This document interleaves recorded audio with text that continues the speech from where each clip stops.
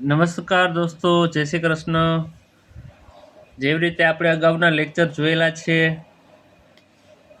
મેં તમને બધા ઓપ્શન વિશે, હોમ સ્ક્રીનના બધા ઓપ્શન વિશે મેં તમને માહિતી આપેલી છે કે આ ઓપ્શનની અંદર કઈ કઈ વસ્તુનો આપણે જાણકારી આપણે મેળવી શકીએ છીએ.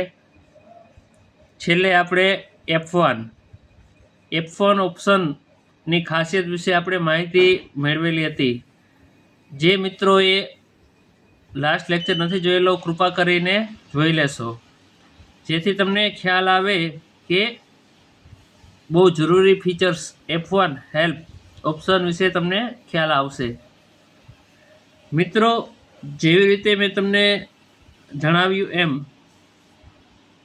કે બેઝિક એકાઉન્ટનું બેઝિક છે, એના લેઝર, એના ગ્રુપ.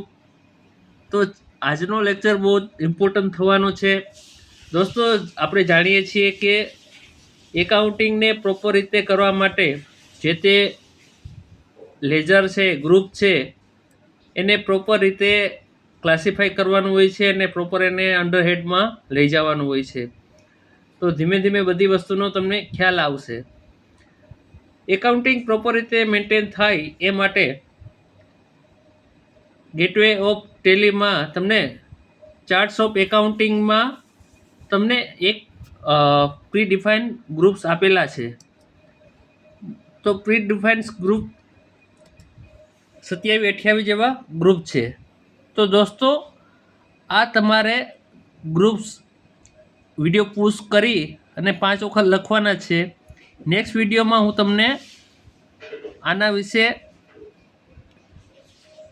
ડિટેલમાં તમને ક્લાસિફિકેશન કરવાનો છું.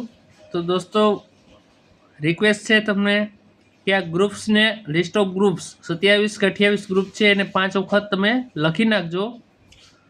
નેક્સ્ટ વિડીયોમાં હું તમને આનું ઇમ્પોર્ટન્સ અને આની યોગ્ય રીતે કઈ રીતે કયા લેઝરમાં કયા ગ્રુપનો સમાવેશ કરવાનો એની ડિટેલ માહિતી આપવાનો છું. તો આ લેક્ચરમાં તમારું હોમવર્ક છે 5 વખત આ લિસ્ટ ઓફ ગ્રુપને લખવાનું છે. આગળના લેક્ચરમાં હું તમને વિશેષ આઈડિયા અને આગળની માહિતી હું તમને સમજાવીશ. થેન્ક યુ સો મચ મિત્રો.